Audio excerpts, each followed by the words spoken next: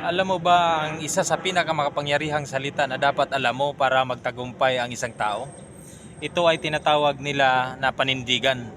Isa kasi ito na nagbibigay sa iyo ng positibong pananaw para magpursige na gawin ang isang bagay.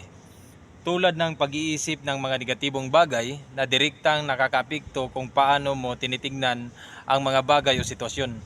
Ang paninindigan naman ay may kaparehong epekto sa iyo na higit pa sa inaakala mo. At ang tawag nito sa religious term ay faith. Kaya naman ngayon alamin natin ang salitang panindigan kung paano ito makakatulong sa iyo para sa iyong mga pangarap. Bago natin ito umpisahan, gusto ko sabihin sa iyo na kung maaring banggitin mo ito bago ka matulog at pagkatapos mo magdasal at pagising mo sa umaga. Number 1, karapat-dapat akong magkaroon ng maraming kayamanan. Isang bagay na nagpapagaan sa ating pakiramdam ay yung alam mo yung ang lahat ng tinatamasa mo na karangyaan at kaginawaan ay deserve mo. Mga bagay na pinaghihirapan mo at pinagpapaguran. Kaya naman masarap tamasahin ang mga bagay na ito. Bukod pa dyan, kung dagdagan mo pa ito ng sipag at tiyaga, kung anong meron ka ngayon kapag ito'y dumoble, mas lalo mo itong deserve.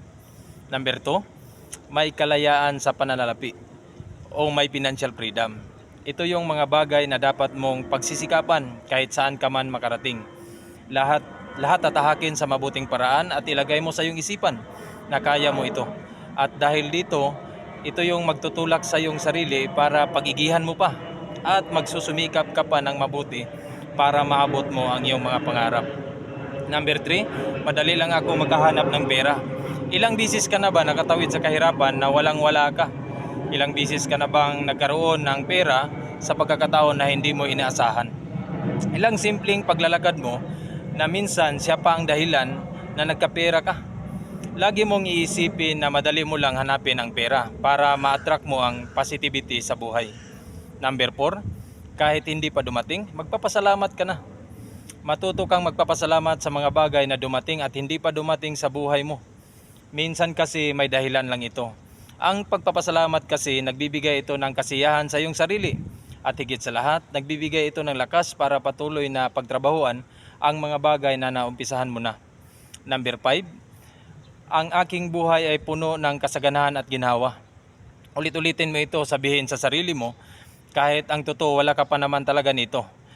Kahit pa masama ang loob mo, dahil the more na pinoproclaim mo ito, magkakatulong ito para mas mapagana pa ang involuntary effort mo at ito ang magiging sandata mo sa pag-abot mo ng iyong mga kasaganahan at kaginhawaan.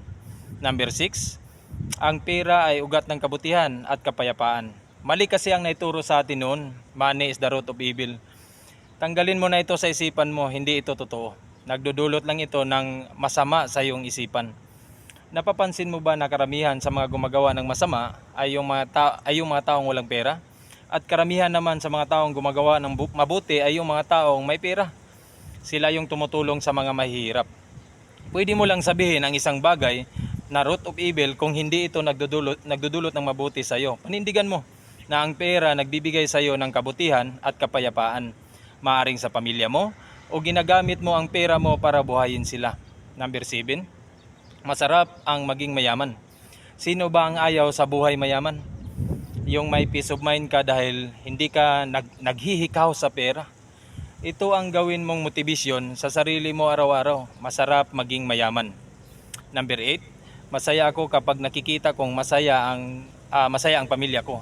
Ngayon, alam mo ba kung ano ang isang nagpapasaya sa pamilya mo? Tama ka, pera. Dahil nabibigay mo ang pangangailangan nila sa pang-araw-araw. Masaya sila dahil hindi na nila pinoproblema kung saan sila kukuha ng makakain sa araw-araw at kinabukasan. At kung magkasakit sila, may seguridad sila na madadala sila sa maayos na pagamutan. Ito yung isa sa mga bagay na maaari mong isaisip sa araw-araw. Gawin mo silang inspirasyon. Hanggang dito na lang muna ang ating video. Maraming salamat na pasyal kayo sa channel ko. Mag-ingat ka palagi. Paalam.